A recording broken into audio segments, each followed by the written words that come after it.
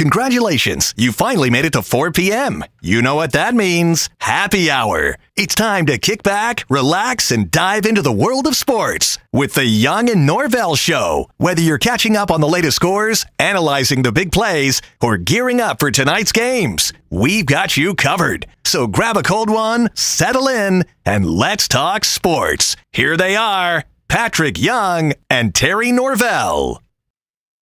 On a Sliders Oyster Bar Thursday, welcome to our show today. Terry Norvelle bringing it to you from the patio at Sliders, of course. This is our Thursday home. We've been doing it a long time. How about this? It's cold outside. It's going to be cold. We're in the middle of winter time, even in Florida, particularly North Florida. How about this? Let me see if I can tease you a little bit before we get into the show and kind of set up where we're going today with the program. How about a big old bowl of warm, steaming gumbo? That sound good? How about a big old piece of fish right off the grill, warm off the grill, cooked to your specifications? Does that sound any good? How about a bunch of steamed oysters on a cold day and a cold night coming? Boy, they can take good care of you right here at Sliders Oyster Bar, featuring Safe Harbor Seafood, the best seafood, the freshest seafood you will find anywhere. They got a menu that is second to none. If it's seafood and you like it, they will prepare it for you right here to your specifications. They do it right here at Sliders. Been doing it a long, long time. A staple down here in the Neptune Beach area. All right, Patrick Young should join us here in about 10 minutes or so. We'll catch up with Pat as he has made his way back from Charlotte. He had double duty a couple nights in a row at the SEC Network. I want to get into a number of different topics. Of course, the big game tonight, Notre Dame, Penn State. I cannot wait for that ball game. Should be just a sledgehammer of a matchup. Two teams that are pretty similar, really tough on defense, big-time running attacks, quarterbacks that can be a little squirrely when they drop back. We'll get into that game. That'll be our major topic today. News breaking sort of out of the Georgia football camp. I say sort of because it involves Carson Beck, who really is not part of the Georgia football program anymore. News has broke today, a couple of hours ago, that Carson Beck now has changed his mind. You know, the former Georgia starting quarterback this year, he had come out and said he is going to go ahead and declare for the NFL draft. That was, 4 or 5 days ago. News has now broke that the Carson Beck camp has changed their mind. Carson and his people probably got some reports, and now Carson Beck is going to throw his name back into the college football portal. The portal, you may say, wait a minute, the portal was closed on December 28th. Well, remember, Beck's team, Georgia, made the college football playoff. Those teams all get to extend, and I want to say it's 7 days from the end of each one of their seasons. If you made the college football playoff, you cannot be punished because you're busy preparing for a game and not really thinking about portal. Do you want to put your name in, doing your research? So as I understand it, he's still within his number of days. Remember, Georgia, they were scheduled to play on the 1st, but the game got moved to the 2nd. So January 2nd plus 7 days is the 9th. So today's probably the last day he could have done this. But Carson Beck in the portal now. The hot, heavy rumor is there's a good chance he may end up at Miami. The Hurricanes will need a quarterback. A couple other things factor in. It appears that Carson Beck is still dating a girl that is at Miami. That's always a draw. And if he still has a Lamborghini, I don't know how that deal has worked out. His Lamborghini would blend in pretty well in South Beach, just be another car. How about that? How about that? You roll into town, big man on campus, you think you're rolling into town with the car. No, Carson, that Lambo, if you still have it, it's nice, but it'll blend in down in South Beach. So some college football news. I want to get into, and this is a little bit, it kind of relates to the Jaguars, I think, to a pretty good degree. WWTTD. Okay? What will the Titans do? The Tennessee Titans, of course, a division rival of the Jacksonville Jaguars. The Titans have the first pick in the NFL draft.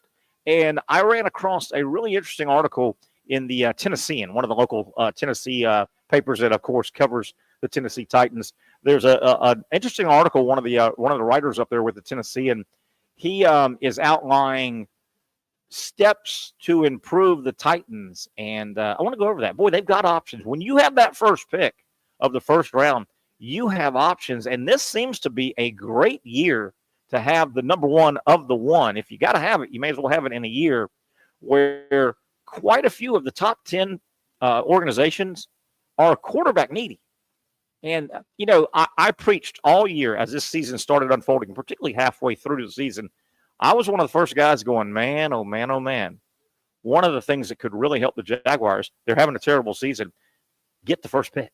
Get the first pick and turn it into multiple players. That can turn you around quicker. Didn't happen. Jaguars won 2 games late. I still I will stay on my side of this fence that those 2 wins did not do anything. That hurt your franchise. Jaguars now will choose 5th. But Tennessee, man, they have a lot of options. I want to get into that a little bit as we go. A lot of teams right behind them want and are going to draft a quarterback. And if you're at 1, there's a chance, there's a scenario that the Titans could trade down to swap out 1 for 3. And who is that? I think it's New England. I don't have the draft in front of me. Or actually, I can find that real quick. 3. The Giants. How about the Titans work a deal with the Giants? They swap 1 and 3. The Giants will get whoever they want at quarterback with the 1 pick. Obviously, that's why they would do it. Then the Titans, you would get the 3rd pick. You could still go get probably not the 2 quarterbacks. One of the 2 quarterbacks, the highest rated quarterbacks, Cam Ward and Shedeur Sanders. There's a chance one of those is still there at 3. But even if they go 1-2, Sanders and Ward in some order, gosh, the Titans could go get Travis Hunter at 3. And then that's not all you do. You get stuff. You don't just swap picks. You get stuff if you're sitting there 1 of 1. You would probably say, I want next year's first and I want a player. I'm telling you, man, that 1 of 1, what a shame. The Jaguars couldn't get it. I mean, they've got it a couple times recently, but, man, they could have used that. We'll dive into that. There's some other things to consider. Also, that article from the Tennessean, it also mentions if the Titans don't get their quarterback, and do they live 1 more year with Levis?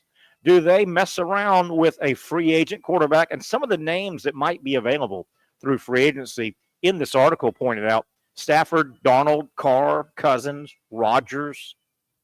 Man, but here's another little thing to play into. What if you swap and get a 1 for next year? Maybe that 1 next year is Arch Manning. I don't know if Arch will go 1 of 1. Maybe he will. Maybe he goes high. Anyway, there's a lot that the Titans can do. And how does that affect the Jaguars? Well, the Titans are as bad as Jacksonville. The Jags got 2 wins over these guys, but you never want division rivals improving their team. We'll kick that around. We'll get your thoughts. We'll get Patrick's thoughts, maybe even Zach Rothrock as well. Other things I want to get to today on the program, boy, there is a reputable interview that happened. ABC News, I think, interviewed, and this was picked up by USA Today today, and Deion Sanders. I think you saw this. Deion was interviewed by ABC News, I think it was. Very reputable, obviously, organization. And in the interview, Deion at one point is asked about, hey, man, you said you're coming back to college, and what are your thoughts on the NFL? And he said and this is Deion talking. This is Deion talking.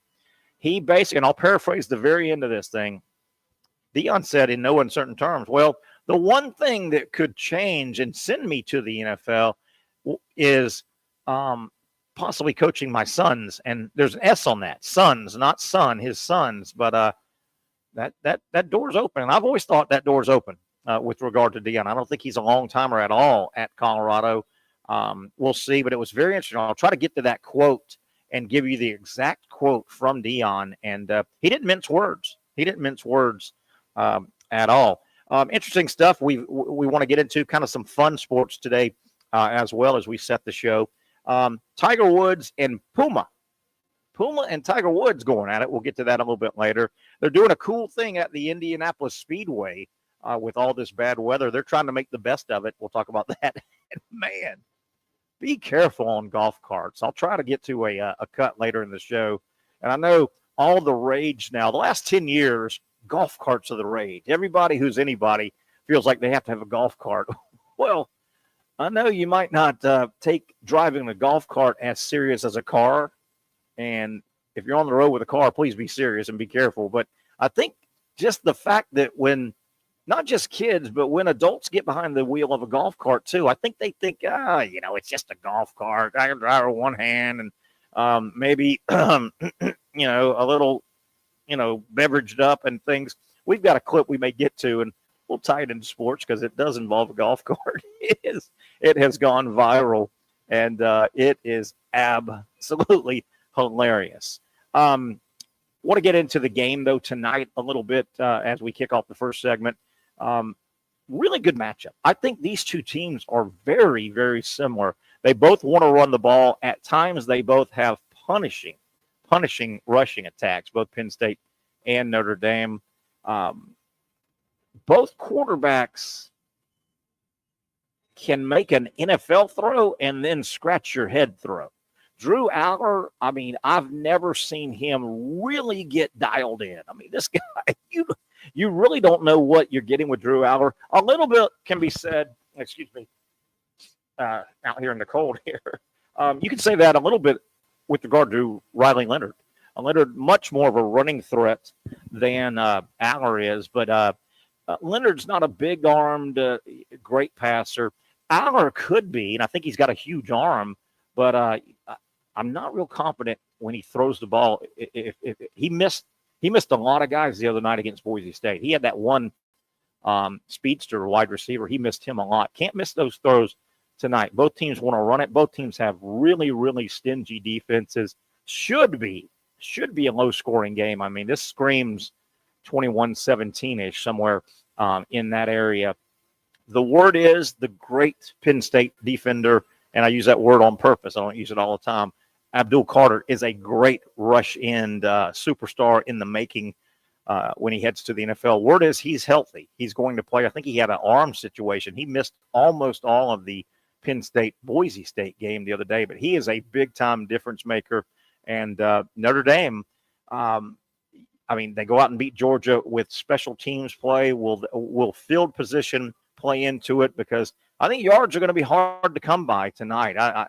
We may be wrong, and sports proves us wrong a lot, but I don't see one team just blowing the other team off the ball. If that happens, that team, if it's only one that blows the other off the ball, then that team's going to win. But really good matchup, and all in all, you can't really argue with the Final Four in terms of the brands. These are all massive brands. We were talking on this show yesterday, save for, gosh darn, Oklahoma, Alabama, and did we throw one more? USC.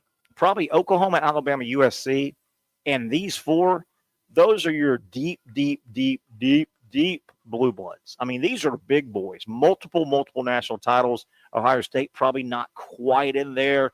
The Florida State, and the Miamis, two Johnny-come-lately. These programs are playing tonight and tomorrow, deep blue bloods with a bunch of national titles. I also thought it was interesting, Notre Dame and Penn State, they historically haven't played a lot. They've been playing college football, those two programs, a long time. They have played, this will be the 20th all-time meeting. And did you see the record? 9 wins, 9 losses, and 1 tie. How good is that? Wanted to get into something else off the field with regard to Penn State and Notre Dame. James Franklin at his press conference, got a couple thoughts on his most recent press conference before the game. Franklin came out and he had some derogatory comments about Notre Dame being an independent, not being in a conference, not playing what he says is a big-time group of 5 power conference, tough schedule. He went pretty deep into this, and my issue is not necessarily with what James Franklin said, but if I was talking to James Franklin about his comments right there, I would ask him, okay, James, you've thrown out your concerns and what you don't like about Notre Dame being an independent and still being able to qualify for the college football playoff. Who do you blame? Where do you place blame? Where do you place blame? And I would be curious to hear what Franklin says, because if you really think about it, James Franklin, your program, your conference, the rest of Division I college football not named Notre Dame, that's who you should blame, not Notre Dame. What has Notre Dame done wrong? Nothing.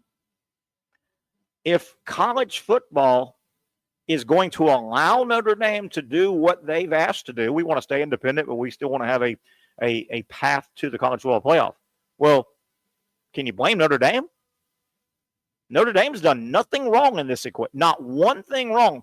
Blame college football.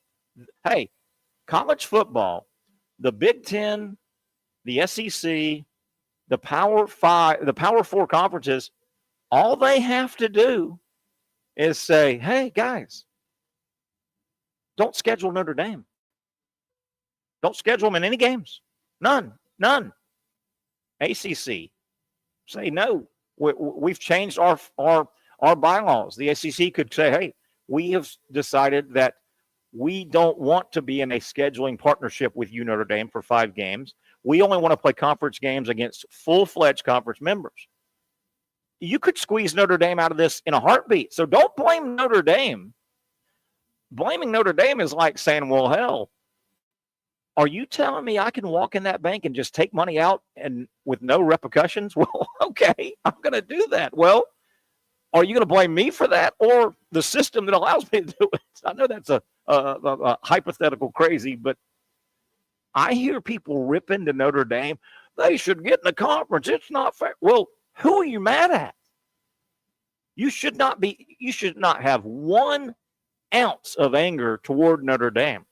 They're doing what they're allowed to do. They're being allowed to do it. If it's that big of a deal, James Franklin and your Penn State program and Penn State and your Big Ten conference and Big Ten and your other Power 4 brethren, if it's that big of a deal, you could squeeze Notre Dame out of that. This isn't some federal law of the land that Notre Dame and the rest of college football has to acquiesce to Notre Dame. No, not at all. When this topic comes up, I always ask that same question. I fire it right back. When I'm talking to somebody on shows, being a guest, whatever, and this topic comes up, well, what about Notre Dame? They get kind of a special treatment. Should they be forced to be in a conference? Well, I would like them to be in a standard conference. I do think they have a huge advantage. This year, they had a terrible schedule, but I don't blame Notre Dame. I don't blame Notre Dame 1 iota. Not at all. I blame college football. The entities that are college football, Division I, Power 5 college football. You're at fault. I know we're right at a break. Zach Rothrock, we've talked about this. If you're able to jump on real quick, and I hope you heard my dissertation there on Notre Dame. I'm curious to get your thoughts. We'll see if we can bump it around with Patrick in a little bit. But Zach, you've heard my dissertation before. In that scenario, and Franklin, let me back up one other thing. If I was Penn State fan yesterday when Franklin was making these comments, I don't want him thinking about that. I want him talking about the game. Hey, Franklin, don't worry about the conference affiliation. I want you worrying about the game that kicks off tonight. But what are your thoughts on what I just said about Notre Dame? I mean, yeah, you ideally do want him focused on the task at hand. I mean, did you see the way the Notre Dame coach was staring him down at the press conference, like across the table? Almost like an intimidation factor type thing. Yeah. I mean, I don't want you thinking. I want you to think about Notre Dame, and that's all. I don't want you to think about where you stand in relation to Ohio State and Michigan and all this and that, because none of that really matters until you potentially go up against Ohio State in the national championship. But even then, just worry about that when it gets there. Absolutely. But what are your thoughts on? If you agree with James Franklin, if Franklin was sitting here, though, I would go, Coach, who do you blame for Notre Dame not having to be in a conference? I don't blame Notre Dame one bit. I blame Franklin, Penn State, college football. They could squeeze Notre Dame, but they choose not to. They allow Notre Dame to do that. Yeah, it'd be the NCAA, the executives, not because I mean, why would you not? If you can do it and can get away with it, and you are Notre Dame, then why would you not continue to take Absolutely. advantage of that? Absolutely. So yeah, I mean, yeah, Absolutely. why not? Especially when even in today's day and age with the playoffs, you get rewarded by completing your schedule and not even flawlessly. Like they had Yeah. losses on the record. I lost to Northern Illinois on the record, and they Yeah. still were able to make the Yeah. playoffs. So yeah, why would you have any incentive to not do it? Yeah. No, I wouldn't blame them at Yeah. all, man. I've never placed the blame. I want Notre Dame in a conference. I want it to be fair. I don't blame Notre Dame. They're getting away with what the system is allowing. The rest of college football is allowing it. Don't bitch about it and college football could change it. They could squeeze. Did you hear my dissertation? Notre Dame, if the Power 5 wanted to, if the Power 4, I'm sorry, if the Power 4 really wanted to stop this, they get together and say, hey, don't schedule Notre Dame. Who are they going to play then? Who are they going to play? Yeah, you kind of squeeze them out in that way. Yeah, I do feel like it could eventually get to the point where there are basically 4 mega conferences with 16 teams in it, and it feels as if Notre Dame would at that point, that would be when they would have to pick a side and get one. But until we get to that point, I just don't see them doing it. And if that comes to pass, and it will, some form of that will, if it comes to pass, if I'm Notre Dame, until I'm forced, I would say, hey, we just want to do the same thing we do.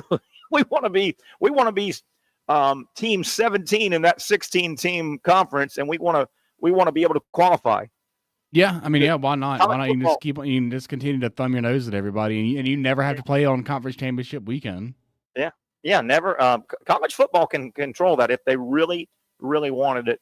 And James Franklin, I want you thinking about the game, not Notre Dame's conference affiliation, 48 hours before kickoff. All right, Zach, let's take our first break here. We got a lot to get to. I want to also talk a little bit about the portal, which never goes away, and Gator Nation, Gator football fan nation. I want you to put a little, get your pill that says Truth Serum. Take a little Truth Serum pill or liquid, whatever it is. And I want you to think this through when I come back. If you hate the portal, if you're a Gator fan and you don't like the portal, and there are a billion of them out there, I want to talk to you on the other side. One down, a long way to go. It is a Thursday here at Sliders Oyster Bar. We'll come back. Bunch of topics. We'll come back after this quick timeout.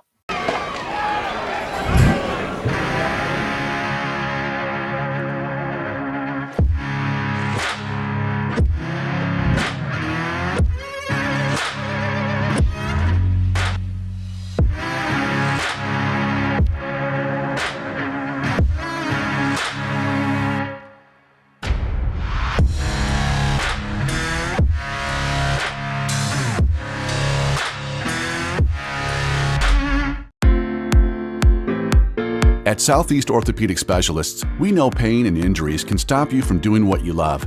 This is why our board-certified orthopedic specialists offer the latest in both non-surgical and surgical treatment options and create a treatment plan tailored to your unique lifestyle and goals. So, whether it is a sports injury or that nagging pain that's keeping you from doing what you love, our team has the right treatment for you. For more information or to schedule an appointment online, visit our website. Finally, a family atmosphere, kid-friendly restaurant with a real sports bar feel. Bricks Jack's Beach features all of that and a large, climate-controlled covered patio with misting fans and heaters for all seasons. Mix in an extremely diverse menu that features the most quality and affordable steak at the beach, and there's no reason not to enjoy your next lunch, dinner, happy hour, or big sporting event at Bricks Jack's Beach, 300 2nd Street North in Jacksonville Beach. See you at Bricks Jack's Beach. You really got to hand it to him. Hold on. The previous play is under further review. I'm not sure what he could review, but okay.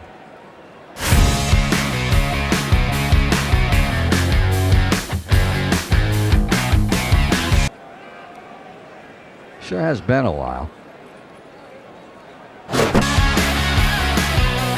Dine in at Hurricane Grill and Wings for the football season. Well, there he is. Oh, what is that?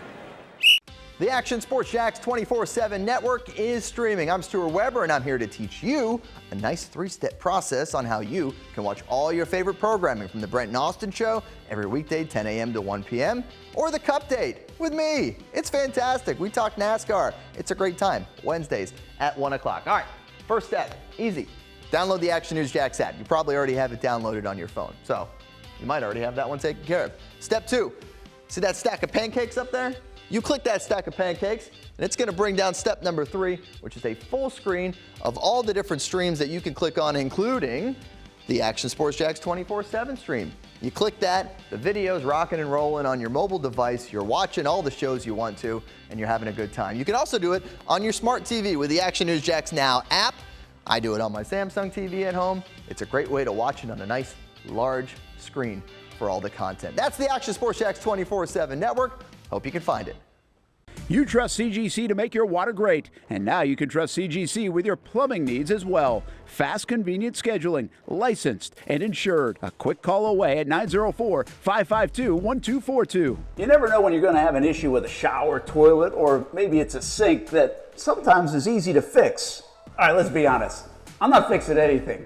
I'm totally staging this because when I have a plumbing problem, I call CGC Water Treatment and Plumbing. Trained professionals, transparent pricing, customer satisfaction. Small problem or even a bigger issue. Maybe you need a new tankless water heater or something a bit more intricate. The experts with 25 years of experience at CGC Water Treatment and Plumbing can do it all. Call 904-552-1242 or visit cgcwater.com. That's 904-552-1242 or cgcwater.com. CGC Water Treatment and Plumbing, an authorized independent Connecticut dealer. Florida license number CFC 143-2579. They are serving, it's cold, but they are serving up the seafood right here at Sliders Oyster Bar. A lot going on. Great menu, full service menu. And yes, there are items they've got on their vast menu here at Sliders. There's some non-seafood. We understand. Hey, you may come out with a party and, a bunch of you are ready to go chow down on some wonderful safe harbor seafood here at Sliders. But some people in your party, they may want to go a different route. So they're not 1,000% seafood here. They can take care of your entire party here at Sliders. Indoor, outdoor, entertainment all the time. Just a fun place. One of the standard bearers when it comes to down here at the Fun Corner Beach area, this Neptune Atlantic Beach area. Sliders Oyster Bar. We are in Neptune Beach, and if you know, you know. If you don't, you got to get down here. You'll thank me later. Sliders Oyster Bar, featuring safe harbor seafood. Patrick Young will be joining us soon. As we'll talk a little basketball with Patrick. Where I was going with the portal earlier, and Zach, I don't know if you can jump on or if you're doing some duties here, but the portal, when it works for you, you notice the fans, they love it. When it works against you, they hate it. I'll guarantee you, if the fans I was talking to earlier, I said, you Gator football fans, take some truth serum and think about your thoughts on the portal. Do you like the portal? Do you not like the portal? A lot of fans, Gator fans, are like a lot of college football fans and college fans in general. They don't like the portal. They don't like anything about it. They hate it. When they're talking about football, don't forget the portal's out there for all sports. Look at Gator basketball.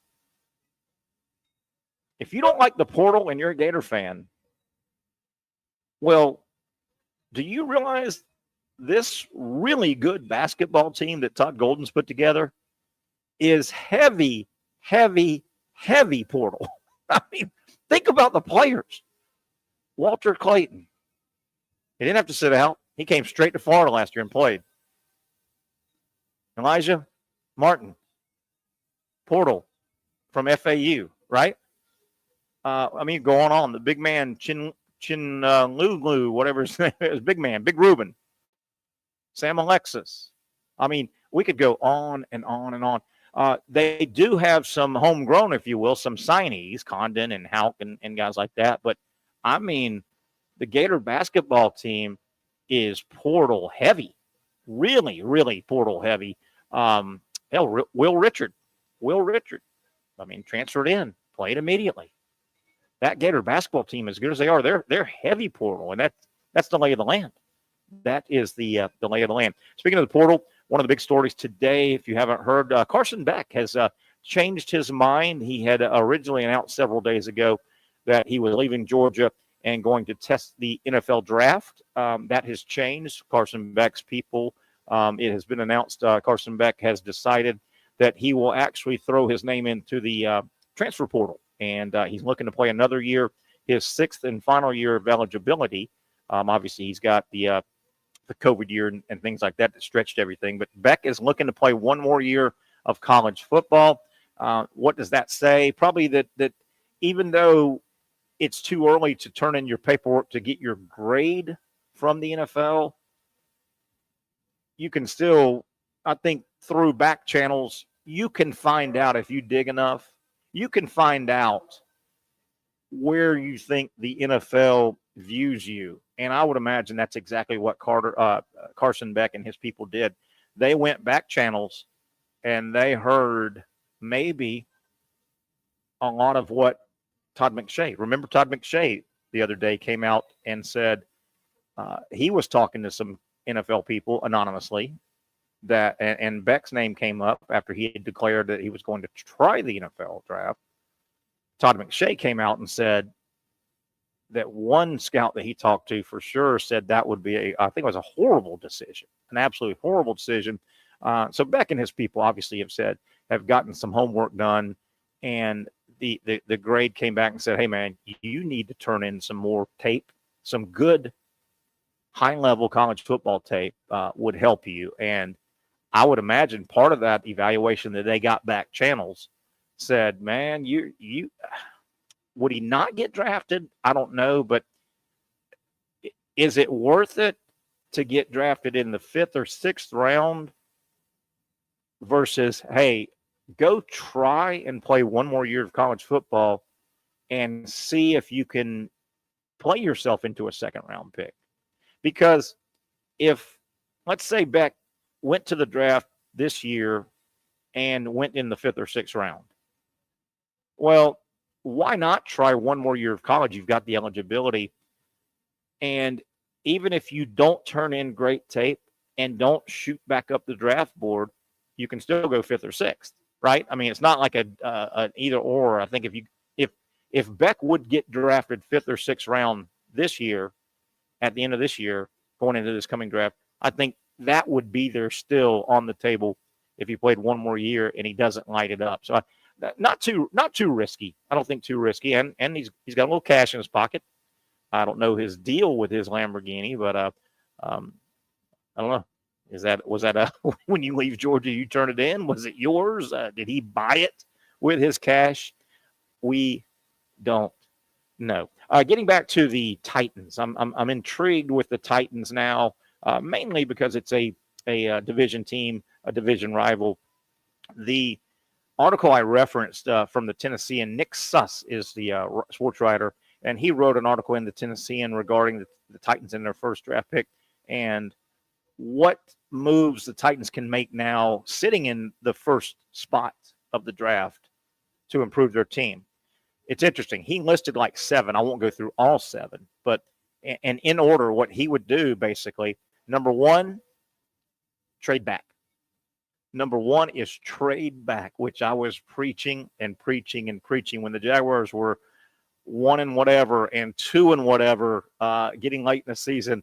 Don't win any more games. It won't help your franchise, Jacksonville. You want the 1 of 1. Trade back is the first thing that this article says the Titans should do. And he goes on to say, the author of this article, that in the draft order right now, the top 10, it's pretty understood that 6 franchises are really looking hard at quarterback. And certainly we know a couple of the high draft choices are in the market for a quarterback. The Raiders pick 4th. Obviously, the Titans have 1. The Raiders 4 and the Giants 3, those are your 2. Those are who you play against each other. You go and play against these guys, and you try and work a deal and swap picks. You'll get either the 4th or the 3rd. get a future first rounder, and I think you can command this. I mean, when you sit in that 1 of 1, you get a lot. You get a lot of stuff. That's where I would go if I was the Titans and or if I was the Jaguars. It also mentions if you swap picks and get an extra first round pick next year, if you don't go drafting a quarterback this year, the Titans, they probably need a quarterback. But if they go one more year, that extra first round pick could turn into a guy named Arch Manning next year. It could be Arch Manning. It also points out there are going to be several, very experienced quarterbacks that are becoming free agents. If you're done with Levis, and they probably are, and you don't draft, you don't use one to draft a quarterback and try and groom, you say, let's see what we can get and see if we can figure out the quarterback position. The Titans do have $52 million of cap space. They've got it's $12 million more than the Jaguars, basically. They got $52 million of cap space. And do you put together a package? And some of the very, very experienced quarterbacks in the league that are probably going to pop up, good chance they're going to pop up as free agents that possibly the Titans could go get. Matt Stafford, Sam Darnold, Derek Carr, Kirk Cousins, Aaron Rodgers. I know some of those are, but you might be looking for just a 1 year gap, just a 1 year stopgap you might be looking for. So really intriguing. That's going to be one of the big stories. And I'm telling you, during the offseason, when we talk draft and when the draft is talked by everybody, obviously the team that picks 1 of 1, they get a lot of the media. And that's going to happen all offseason. The Jaguars are tied to that. I think the AFC South is tied to that. I mean, the last thing you want is one of your division rivals having bullets in the gun, ammunition to get better. And as bad as the Titans are, getting that first pick can speed if you handle it right. And there's some gambling. I think you got to roll the dice a little bit, particularly if they go free agent route with quarterback. Maybe they give Levis 1 more year. Maybe he turns into a serviceable quarterback. You never know. You got to get lucky sometime. But that first pick in the first round, that'll be an enormous story all off season, and it'll affect the Jaguars. It really, really will. You would certainly, if you're Jacksonville, hell, if you're the Colts, and if you're the Texans, the last thing you wanted, if somebody's got to get the 1 pick, you would prefer it not be a team in your division.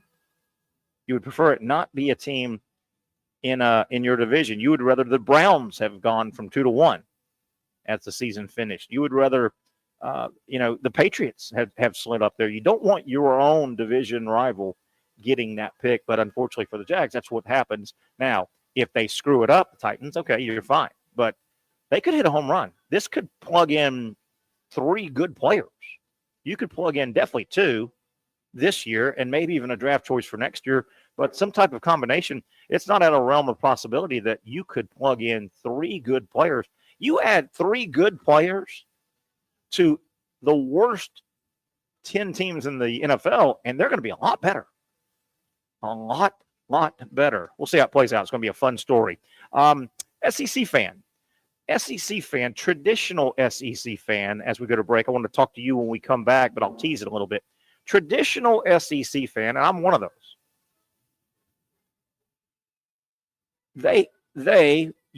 We, it's going to take a little time to accept Texas and Oklahoma.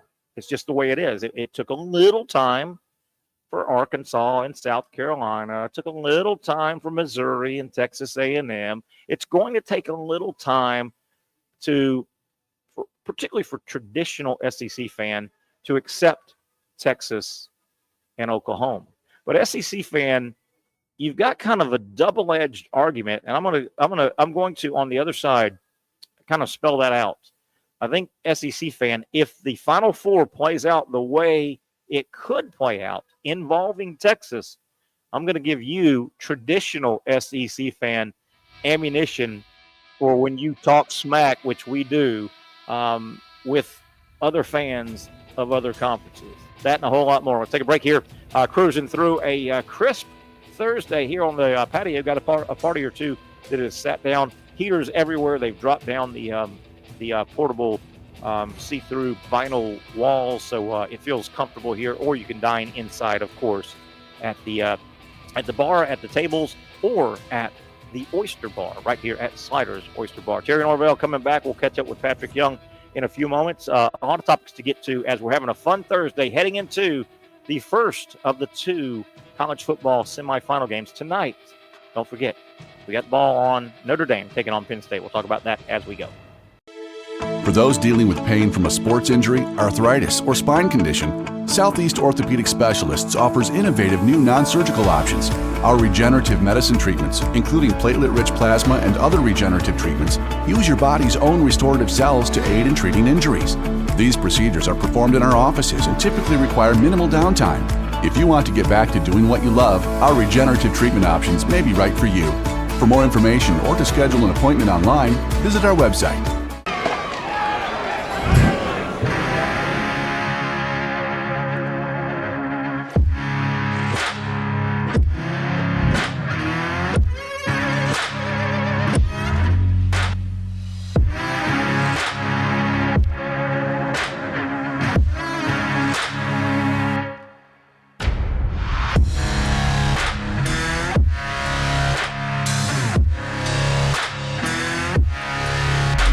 Finally, a family atmosphere, kid-friendly restaurant with a real sports bar feel. Rick's Jack's Beach features all of that and a large, climate-controlled covered patio with misting fans and heaters for all seasons. Mix in an extremely diverse menu that features the most quality and affordable steak at the beach, and there's no reason not to enjoy your next lunch, dinner, happy hour, or big sporting event at Rick's Jack's Beach, 300 2nd Street North in Jacksonville Beach. See you at Rick's Jack's Beach.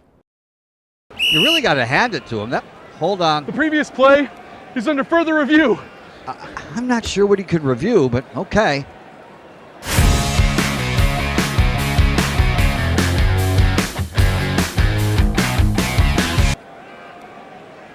Sure has been a while. Dine in at Hurricane Grill and Wings for the football season. Well, there he is. Oh, what is that? Hey everyone, Olivia Tasley here from Action Sports Jacks to tell you all the different ways you can watch our new 24/7 network. 3 easy steps. You don't even need a pen and paper to write it down.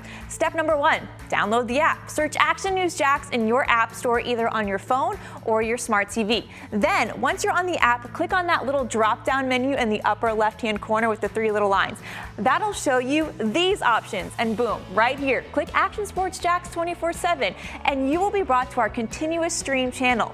That app can be accessed through all these different platforms. Whether you have Roku, Fire TV, Smart TV, Apple TV, or Google TV, you can find our app. Now, if you don't have access to the app, don't worry, we still got you covered. We're across all social media platforms from Facebook, Instagram, X, YouTube, Twitch. We have a podcast channel. Plus, check out our short reels on our TikTok. Action Sports Jacks 24/7. It's on all the time and everywhere. It's a new logo, new branding. With Bold City Heating and Air, it's an old school approach. One of the few locally owned and operated air conditioning businesses left in Jacksonville. It's hot, Florida in the summer. You can't do much to avoid it, but you can keep cool with Bold City Heating and Air. It's every customer counts kind of service, from when these trucks have pulled up to my home over the last couple of years and when they pull into your driveway as well. From communication to pricing to the actual service, everyone at Bold City Heating and Air cares about you. You know who is coming to your house. You know they will be well trained, and they will respect your home. Air conditioning convenience at boldcityac.com. Stay cool while it gets hot. Bold City Heating and Air can help. Don't get caught sweating all summer. boldcityac.com, and they have financing to help. New systems starting at $110 a month and $50 off any repairs. Stay safe, stay comfortable with Bold City Heating and Air at boldcityac.com. Homegrown in your hometown. Okay, it appears that the Cotton Bowl will go off tomorrow as scheduled. The Dallas area or the area in Texas actually, they're expecting a lot of snow for their area. Certainly Texas gets snow but 3 to 6 inches they're expecting. It's been very cold, certainly, and there was concerns about that area. Yes, they get snow, but they don't get that much snow at one time. But it looks like all activities, including game day and things like that, are scheduled and going to go off. There's a little concern about emergency personnel and things like that. If a bunch of cities in the area, were to shut down because of the snow, that's the good news dealing with weather around the football game coming up this extended weekend. I'll say Thursday through Monday. The weather issue that is not so good and is much more serious is still going on out in Los Angeles. Boy, those wildfires. And I mean, there has been loss of life. There's been massive billion-dollar property destruction, loss of human life. I'm sure loss of a lot of animal lives. Just a terrible, terrible situation. And this is just me talking. Obviously, we still have several days. The game scheduled, the playoff game scheduled in Los Angeles is Monday. It's Monday night, so that gives officials a couple more days. But I, for the life of me, really can't see how. If miraculously, and I'm just being silly here, but making a point, if you could snap your fingers right now and every fire went out in Los Angeles, that destruction, that death, that just tragic situation out there. I just don't see how you could play a football game there in that area, and the number of law enforcement personnel that you need to put on a massive sporting event and to do it safely. With regard to, you only have so much and so much manpower.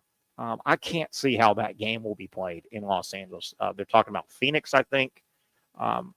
My first thought was, would they just switch it to Minnesota? Probably not a fair thing to do from a competitive standpoint. I mean, all of a sudden, then, Minnesota would have a sold-out stadium, and they're supposed to be the road team, so that really wouldn't be fair.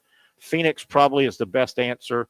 Obviously, a dome stadium, not far away, not that far away anyway. But I just can't see that game being played. Zach, your thoughts on that? And I don't know if there's anything new from.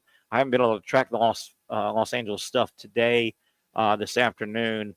But gosh, I know you've seen the footage. Oh God, yeah, the footage is crazy. It looks like I don't even know, the end of the world or something like that.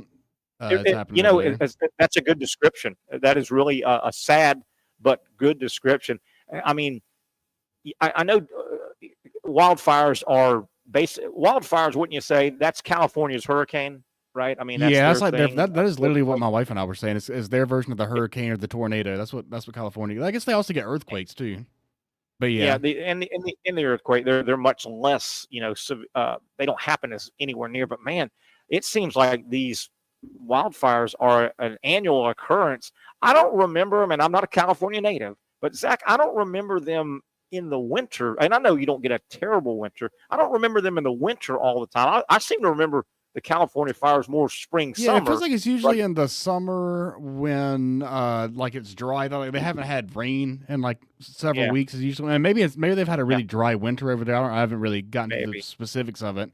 But yeah, it seems like it's a really incredibly like out of the blue time. Like I didn't wake up the other day and expect to see wildfire in LA. In this time of year. Your description is interesting, though. Some of those shots, I mean, those are inferno, all-encompassing fires that with that wind, they can move so quick. You can be engulfed, I think. And I mean, what are you going to do? You're going to burn. I mean, there's the one video. I think it's a relatively popular video that's been going around of the lady in her apartment with her dog, and she's just like covered in flames with the.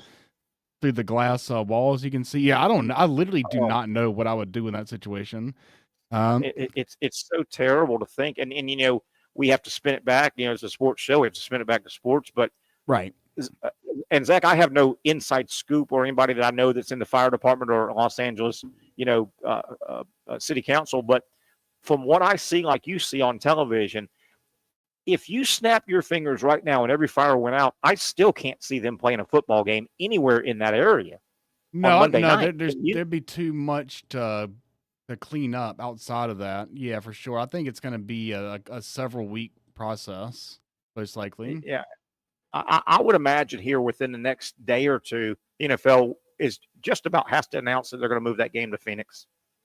Yeah, I think Phoenix is the location Yeah. I'm hearing the most or reading the most. I initially kind of thought they might do Vegas, but yeah, Phoenix I think will be the place. And I think that they'll have to. There's no way.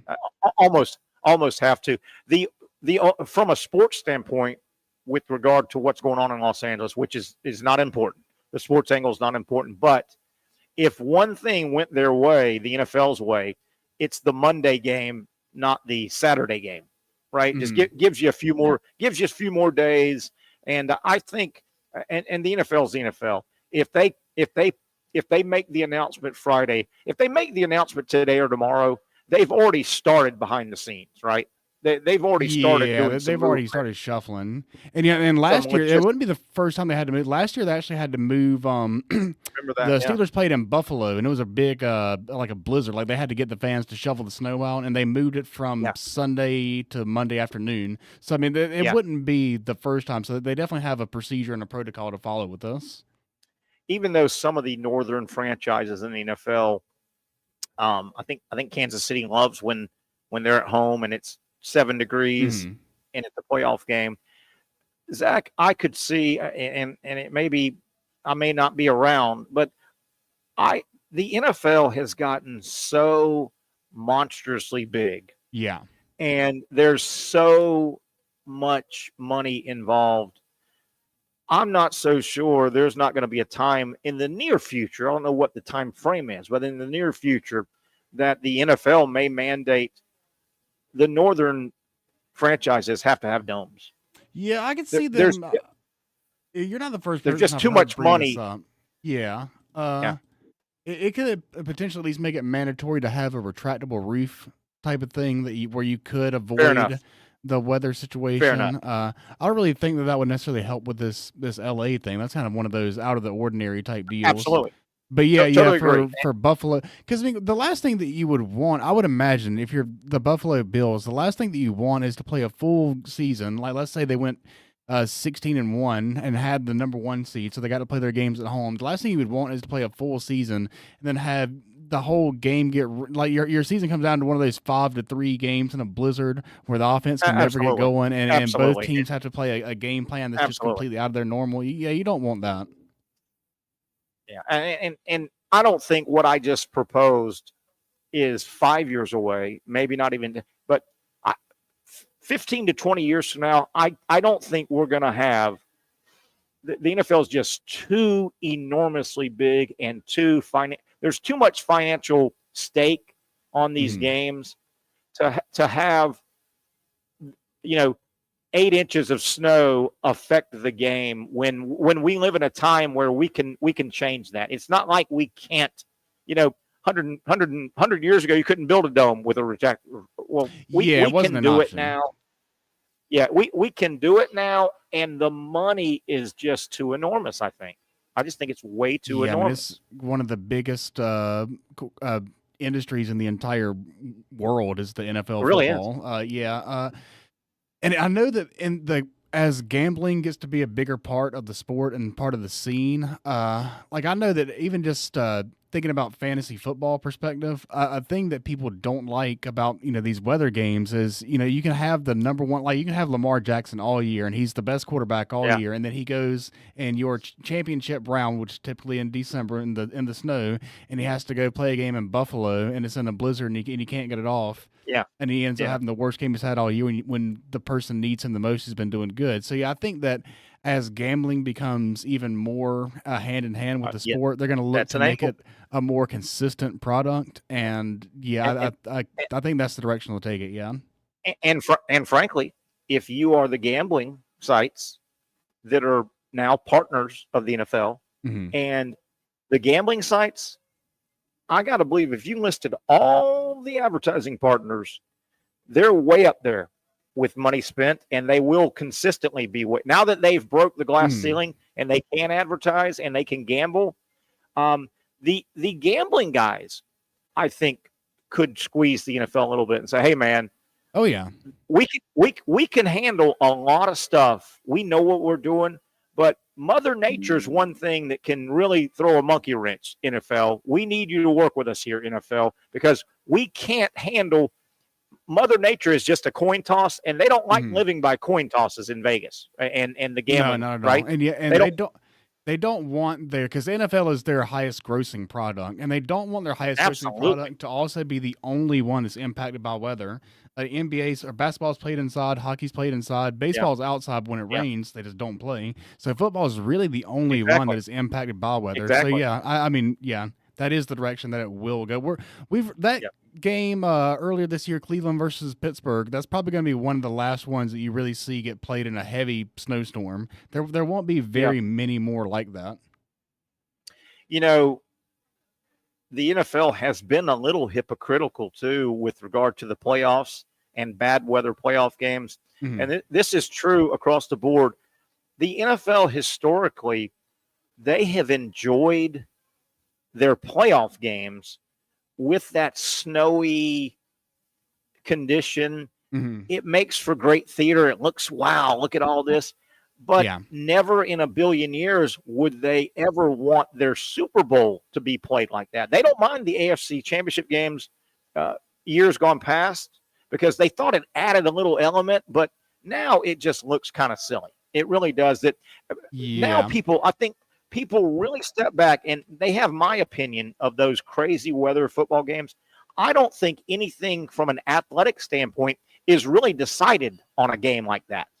When it's absolutely frozen, snowy, slippery ice, I don't think anything athletic is decided. I think a lot of that's just happenstance, and you slipped and I didn't, and you cut a little better than I did. I think it takes the talent out of it, and I don't think that's what they want now. Yeah, I think most coaches they tend to say the bad weather brings the talent of the two teams closer together, which is another way of saying it takes the talent out. And it seems to basically come down to who can adjust and find the right cleats that work on that field that day is what it comes down to, instead of who can actually make the best game plan. Yeah, I mean, there's got to be something said for these are athletes at the tip top of their profession, tip top in the world. You work with them to get as monstrously strong and mercury quick and throw a ball on a dime far. All the skill that they work on year round and their body, and maybe some of the most meaningful games of the season, most of that athleticism is taken out of it. It's like the most meaningful games. It's 9 degrees. It's a slushy, icy field. Snow's coming down. I think, and the argument on the other side, well, football is a tough man sport. To me, that's not tough and manly. Two guys trying to play in a blizzard. Right. Well, I mean, there definitely is there's an element of charm to it, to playing the weather games. I mean, it's fun to see those shots, like when Jameis Winston did a front flip into the end zone earlier this year in the blizzard. That was cool. But also, back in the 80s and probably the 90s, at some point around the year 2000, the NFL shifted from being defense wins championships to you got to have an offense with a quarterback and a dude to get in there. And so in the 80s and the 70s, it probably was somewhat of an advantage for these better teams to play these games in the cold because they had the elite defense, and that was what was going to take them over the top. But now, all the best teams are the ones that have the MVP candidates at quarterback. And so you want your quarterback to be at his best. And for your quarterback to be in his best, you want to have the controlled conditions. And, so I mean, the reasons are literally piling up for why, I think they're going to move away from this. And, most of the teams that are building these new super stadiums, like the one down here, I believe the one down here are they projected to have a retractable roof? I think it looks like the LA stadium. Yeah. The Jacksonville. I don't think it's a retractable. It's going to be or is it like Miami with like a mesh? Like kind of a mesh that'll help shield the sun a little bit. Yeah, so it feels like every new stadium. I can't remember the last brand new stadium that was just fully naked with no roof. Yeah. It feels like they all have something. And so that's I where want to go we're back going. what you pointed out when you said the 70s and 80s and how the game around 2000 shifted to a much more offensive. You're so right. The rules were changed to really make the pass the way to go. The rules made it to where it was easier to pass. The receivers could get off the line, and the tackles could hold a little more, and you can't hit the quarterback, so that may slow the rush down a half a step.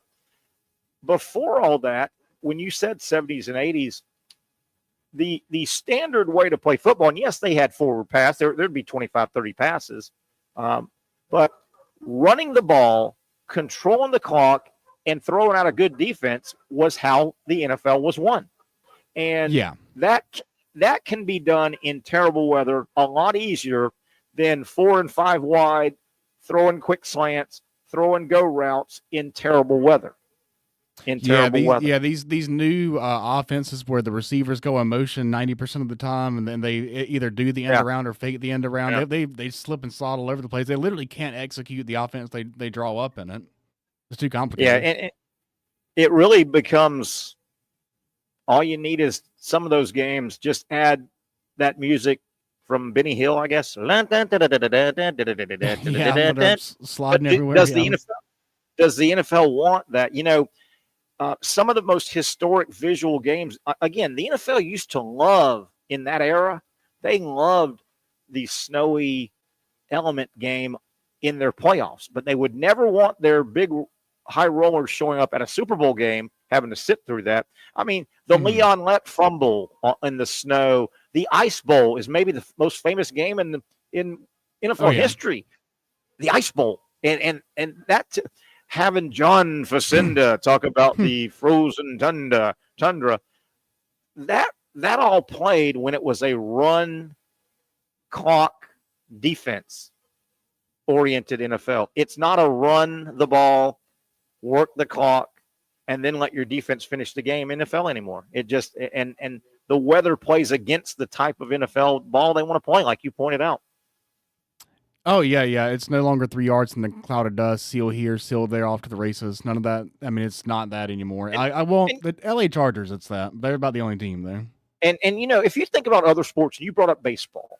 Obviously, basketball's in a controlled indoor. So anything outdoor, you also have to wonder. And I get the argument from the tried and true football guy. Well, football's tough man wins, blah, blah, blah. We're elements to hell with it, and we're big, and I'm stronger than you, and it's cold, and I don't care. I'm not going to wear sleeves, blah, blah, blah, blah, blah. Well, there's got to be something to think about all your other sports. If it's raining or snowing too much, baseball doesn't play. If you've got the Bob Hayes Invitational track and field event here on Saturday and it's pouring down rain, it gets canceled. Or let me take another step. Or if it's too windy at the Olympic Games and they run the 100-yard dash and the wind at the back is too much, that doesn't get certified as a world record. The wind was if the Players Championship, if there's a monsoon Thursday of the first round, they don't play. So all your other sports are weather commonsensical, but the NFL. To me, that doesn't make sense. Yeah, to me, that doesn't. I never knew that about the world record at the Olympics. That makes sense though, because you can't. Wind day. Many times, but what's the cutoff though? Is 4 miles an hour? Good? They literally have. There literally is a scientific. I'm sure. Yeah, there is on running events. There's literally they have a wind gauge, and if it's a tailwind, a backwind, you can run, and your time you may run, break the record for the 100-meter run, but that did not qualify as a world record because the wind. It was wind aided, is what the phrase is. Wind aided. Right, wind AM, a wind aided. Yeah, record. Which is fair because if I happen to run and there's a freak day where there's a 25-mile-an-hour wind at my back, that's got to help. I mean, it helps hitting a baseball out of the ballpark, right? Oh yeah, the Colorado with the thin air. Yeah, definitely. All right, we went a little over into the second hour. Let's take a break. Come back. We've got a bunch of topics. Let's get to some fun stuff too in the second hour, make it a little fun as we are getting closer to kickoff. Notre Dame, Penn State, cannot wait. Man, I'm leaving here, taking some food with me, getting warm at the house, and watching a good Final Four college football game tonight. Tomorrow, Ohio State, Texas, and then the NFL boys take it on Saturday, Sunday, and Monday. A lot of football to talk about. We do it on the other side. Terry Norvelle and you, the Young and Norvelle Show, coming to you for our Thursday home, Sliders Oyster Bar. Finally, a family atmosphere, kid-friendly restaurant with a real sports bar feel. Rick's Jack's Beach features all of that and a large, climate-controlled covered patio with misting fans and heaters for all seasons. Mix in an extremely diverse menu that features the most quality and affordable steak at the beach, and there's no reason not to enjoy your next lunch, dinner, happy hour, or big sporting event at Rick's Jack's Beach, 300 2nd Street North in Jacksonville Beach. See you at Rick's Jack's Beach.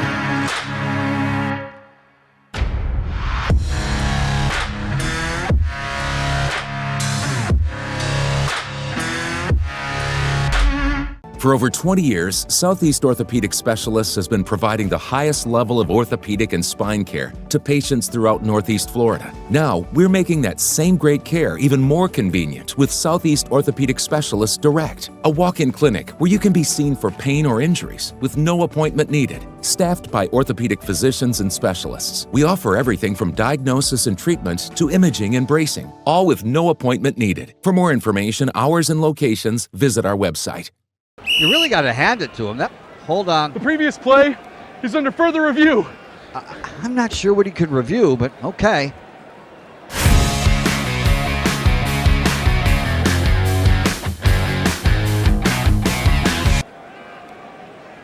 Sure has been a while. Dynamic Hurricane Grill and Wings for the football season. Well, there he is. Oh, what is that? Hey everyone, Olivia Tasley here from Action Sports Jacks to tell you all the different ways you can watch our new 24/7 network. 3 easy steps. You don't even need a pen and paper to write it down. Step number 1, download the app. Search Action News Jacks in your app store either on your phone or your smart TV. Then, once you're on the app, click on that little drop-down menu in the upper left-hand corner with the 3 little lines. That'll show you these options, and boom, right here, click Action Sports Jacks 24/7, and you will be brought to our continuous stream channel. That app can be accessed through all these different platforms, whether you have Roku, Fire TV, Smart TV, Apple TV, or Google TV. You can find our app. Now, if you don't have access to the app, don't worry, we still got you covered. We're across all social media platforms from Facebook, Instagram, X, YouTube, Twitch. We have a podcast channel. Plus, check out our short reels on our TikTok. Action Sports Jacks 24/7. It's on all the time and everywhere. Summertime means sizzling sales at Nimnick Buick GMC. The #1 Buick GMC dealer in Jacksonville has lots of inventory to choose from with their best price guarantee. Nimnick never charges above MSRP. You can save up to $10,000 off select new GMC Sierras or get rates as low as 1.9%. You know, I'm a truck guy. GMC Sierra, my trim level is an SLT. This one's an Elevation. Pretty good looking color as well. So here at Nimnick Buick GMC, you have a lot to pick from. My father-in-law, he drives this, an Enclave, so we like that GMC in the family. 2025 is coming around the corner, which means it's almost time to close out those 2024s this summer. You can schedule a test drive at NimnickBuickGMC.com, and while you're there, check your trade value and customize your payment options. Nimnick is there for you, even on Sundays. Visit the showroom on Phillips Highway or shop online at NimnickBuickGMC.com. Nimnick, your friends in the car business since 1941. GMC, we are professional grade. All right, let me tell you something, Zach Rothrock. I got a little information for you. I'm finding out, sitting here at Sliders Oyster Bar on a Thursday, on the patio, I'm finding out that seafood lovers are a little tougher than Mother Nature. Let me tell you, Zach. And the reason I say that, I'm sitting here, I'm on the patio. It's climate controlled, got heaters everywhere in the ceilings. I'm outside. I can look into the bar here at Sliders, the drink bar, and there's only like maybe 2 seats left. Okay, the bar's filled up. Half of the dining area inside is filled up, and it's only, gosh darn, 5:10. Johnny Pop wanted to get on the air. We wanted to get Johnny Pop, the world famous oyster shucker here. I wanted to get him on the air and kick around some stuff, including Carson Beck, maybe going to the University of Miami now. He's busy shucking some oysters. And I'm on the patio. I'm looking at one big group of 6 that is already sat down here on the patio. And my man here, the Sliders server, has slid a bunch of tables together, putting out about 9 to 10 menus because obviously a large party is showing up. Seafood eaters, a little tougher than Mother Nature. It's a little chilly, but comfortable. And if you got the craving for some seafood, get down to Sliders Oyster Bowl. Oh, they're walking some stuff right in front of me. And there it goes to that table. Not to mine. Hi, everybody. Glad you're with us here on a Thursday. Tomorrow, we're back at the other end of the beach. We'll be in Jacksonville Beach at Bricks. Come by and say hi, 4 to 6. And that'll lead us.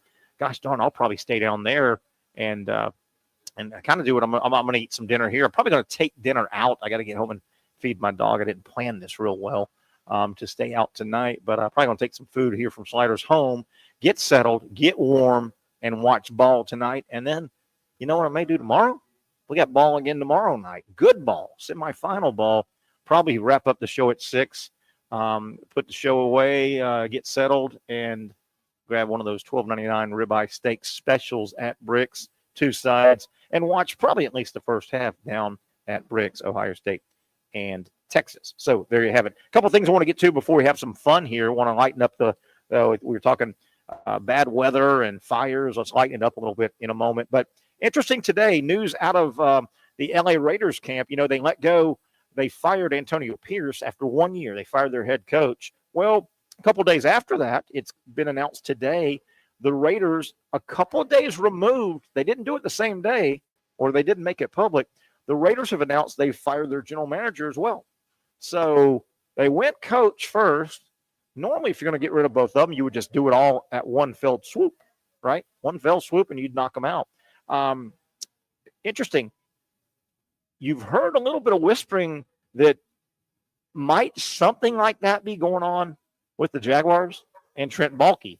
Yeah, I don't know if it would be a true firing, or you've heard a little bit that Baalke may stay in his position through a coach being named and then may take another position. You wonder, but it's interesting to point out that, yes, though odd, the second move of the head coach general manager moves doesn't always have to be the same day. Interesting. The Raiders make a move a few days after letting their head coach go. They go ahead and announce that their general manager as well. Clean sweep. So there you have it. Switching this topic to the Detroit Lions, they're kind of lovable. Now, in the NFC, they're probably the team I'm pulling for. My Super Bowl pick before the season was the Baltimore Ravens, and I'm going to stick by that. I think they're going to win the Super Bowl. In the NFC, and let me let you know that I don't really have a dog in the fight. I don't have an NFL favorite team. I don't have a dog in the fight, but there's a lot to like about Detroit the last year or two. First of all, if you like the lovable losers, they've been the lovable losers for a very, very long time, have the Lions. They've gotten good. They were really good last year. They probably should have gotten even further than they did in the playoffs last year. There's a lot to like about Detroit, the current Detroit Lion organization. Mid-season, though, it looked like it was just going to be one of those, it's not your year, Detroit. They got ravished by injuries. Their running back Montgomery went down. Obviously, Aiden Hutchinson went down. Well, don't look now, but some things are starting to break for the Lions as the season got to the end and we get into the playoffs. Number one, they went out and beat Minnesota and had the huge win. They win the division. They're in a good spot. They're in a good spot. Now, they still got to deal with the injuries. It looks like the running back Montgomery will be back. So they'll have their two-headed running back situation tandem, Montgomery and Gibbs. That's good news. I've always liked Montgomery, tough little runner. Aiden Hutchinson supposedly is really getting around well. He's working out.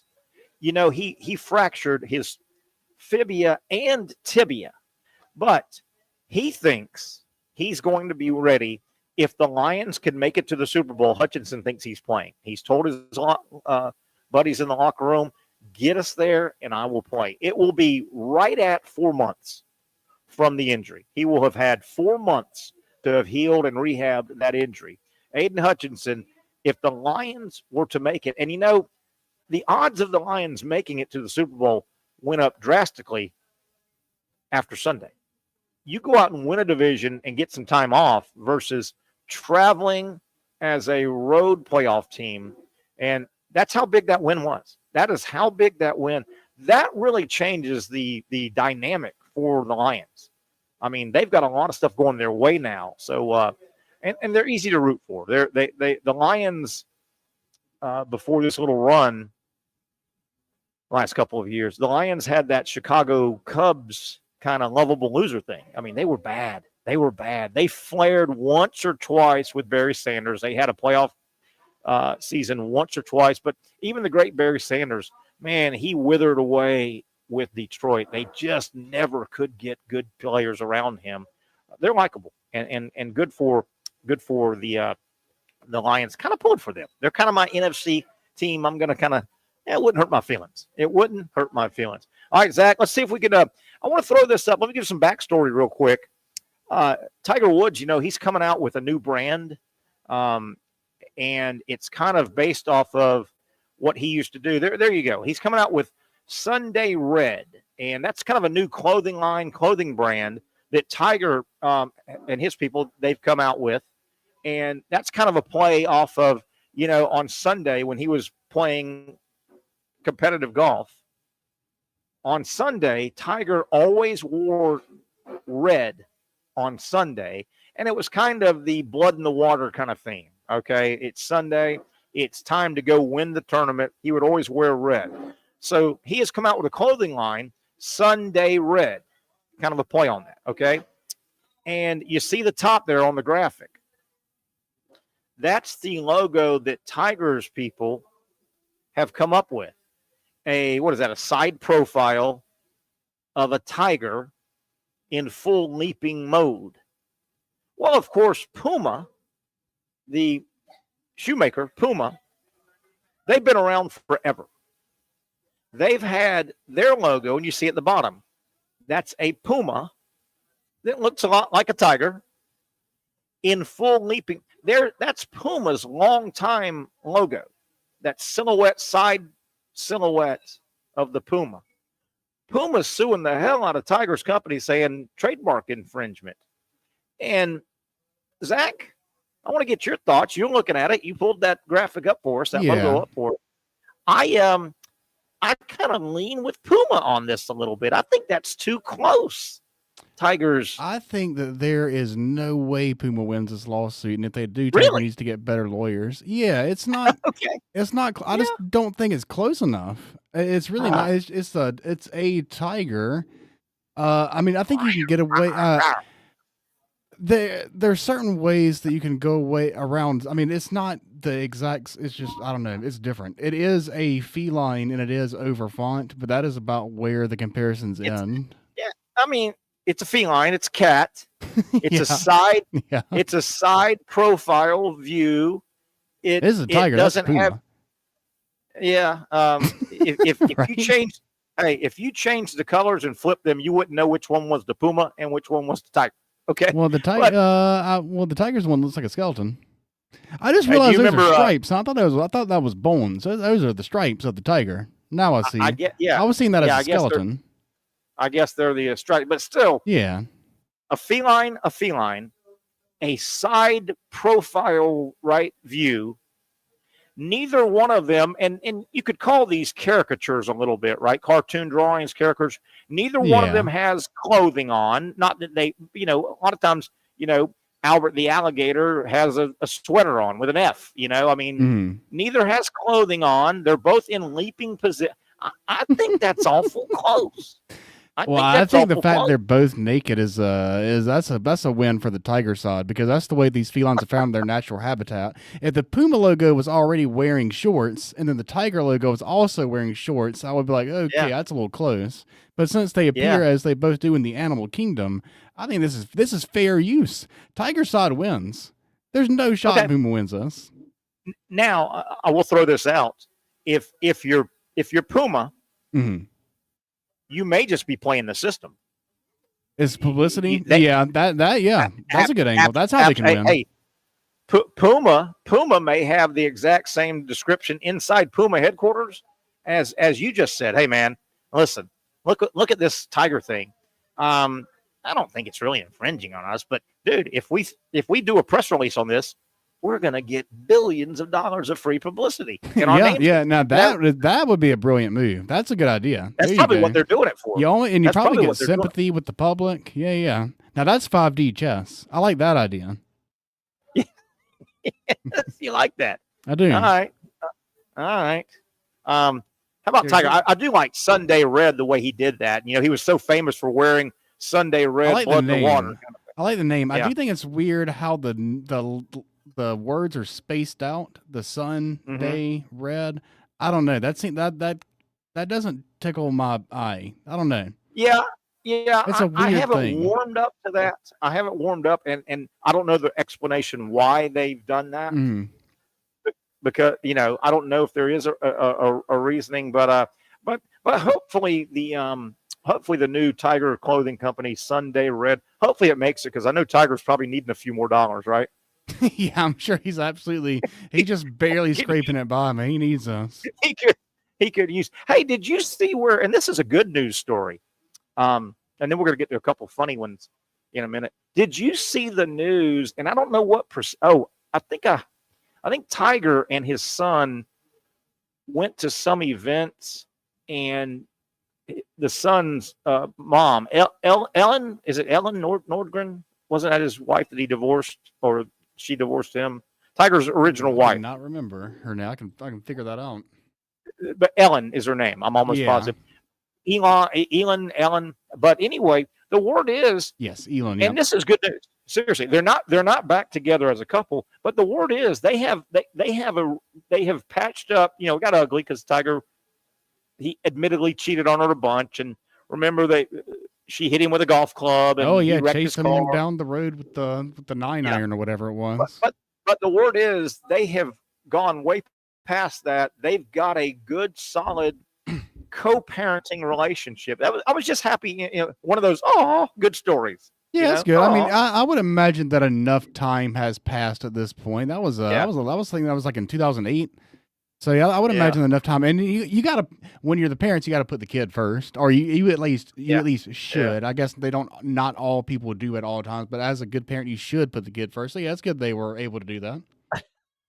But that was now I'm not abdicating violence at all. Violence is not cool, and violence on another person is not cool. But you gotta give Ellen high marks when that bad scene went down.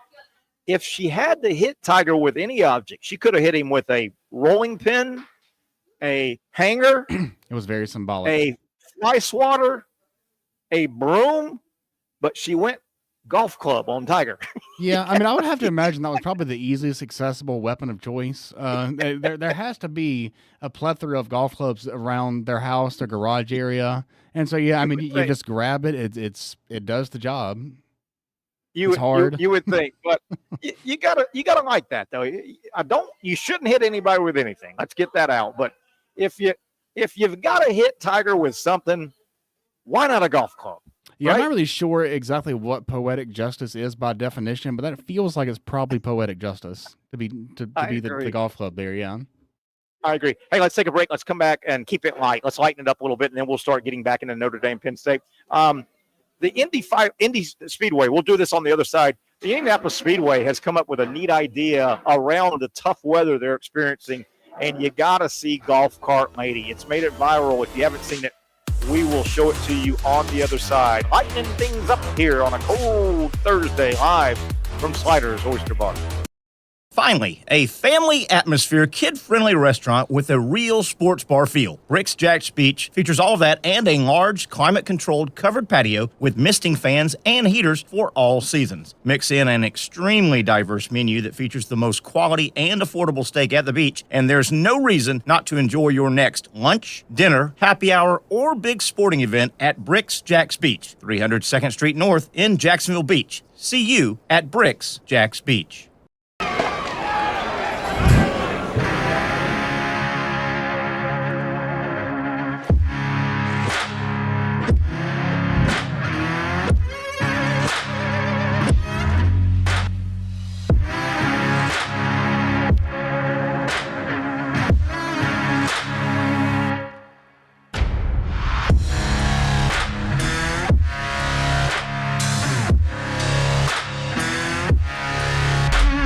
For over 20 years, Southeast Orthopedic Specialists has been providing the highest level of orthopedic and spine care to patients throughout Northeast Florida. Now, we're making that same great care even more convenient with Southeast Orthopedic Specialists Direct, a walk-in clinic where you can be seen for pain or injuries with no appointment needed. Staffed by orthopedic physicians and specialists, we offer everything from diagnosis and treatment to imaging and bracing, all with no appointment needed. For more information, hours, and locations, visit our website. You really got to hand it to him. Hold on. The previous play is under further review. I'm not sure what he could review, but okay.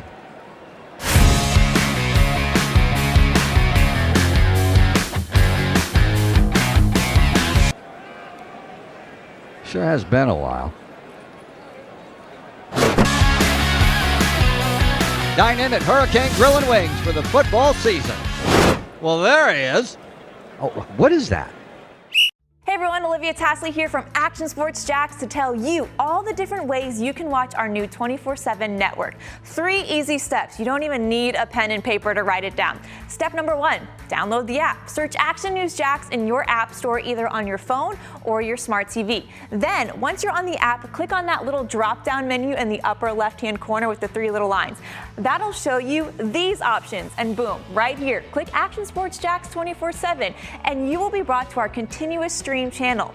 That app can be accessed through all these different platforms, whether you have Roku, Fire TV, Smart TV, Apple TV, or Google TV. You can find our app. Now, if you don't have access to the app, don't worry, we still got you covered. We're across all social media platforms from Facebook, Instagram, X, YouTube, Twitch. We have a podcast channel. Plus, check out our short reels on our TikTok. Action Sports Jacks 24/7. It's on all the time and everywhere.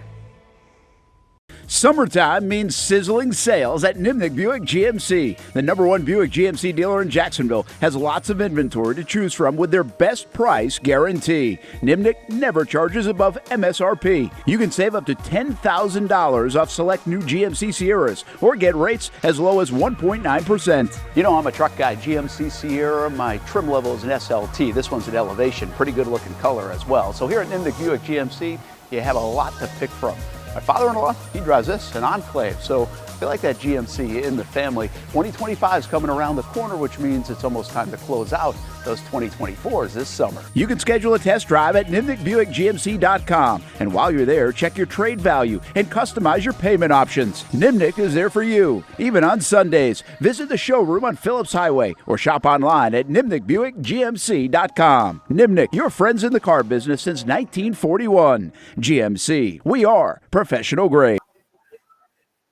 Hey, man, this place has filled up the patio and inside dining area at Sliders Oyster Bar. A little bit of cold weather is not slowing people down. As you can hear, I'm on the patio here at Sliders, where I'm always at on Thursdays, our Thursday home. And we got ourselves a dadgum. No, one party over there is having a big time over there. Having a good time, Zachary, and this other party. And there's only two openings at the bar inside. A lot of fun going on here at Sliders Oyster Bar. Dine in the inside restaurant seating area, or enjoy the outdoor patio with the climate controlled heaters everywhere. And you can hear, I'm outside on the patio. The portable walls, the portable plastic clear walls have been dropped down, and they can really control the temperature. And it is very, very comfortable, and people are enjoying the atmosphere, the crispness of the atmosphere, and the great seafood here at Sliders Oyster Bar. We'll get to some fun stuff in a moment. Zachary, I wanted to get back real quick. I teased it and didn't get to it a moment ago. The traditional SEC football fan, and I'm going to put you in that. I'm going to put myself in that. The traditional SEC fan. Have we been in the SEC? What's the threshold? Have the Gamecocks been in long enough? We just got added in the early 90s. Okay. Yes. 92, Arkansas, South Carolina. The first expansion of the SEC for years happened in 92. Arkansas, South Carolina. And there was a little bit of it didn't feel right. It felt, and then boom, they are members of the SEC. Right. In good standing. Right. The next one, what did we have? We had Missouri and Texas A&M, right? Was the next one. Yeah. To me, they still feel new. And that was 2012. Yeah. I think it was, right? At 2011, 2012, Johnny Manziel first, blah, blah, blah. I feel like they are in now. And kind of recently, and Missouri to me was the one that I had to keep going, oh yeah, Missouri. Oh yeah, Missouri is one of the SEC teams. Well, we're going through that a little bit right now, and there's a little bit of that pride thing. Hey, wait a minute. Texas, Oklahoma, you haven't been SEC members. Now you are. So I think the traditional SEC fan, it's going to take several years for it to feel right, and that's just natural. Now, with that said, I think if Texas was to go on and win the national title this year, I think the traditional SEC fan would not. Texas fan is going to go, wow, look how tough the SEC is. We came in and won a national title year one. Well, they didn't win the conference.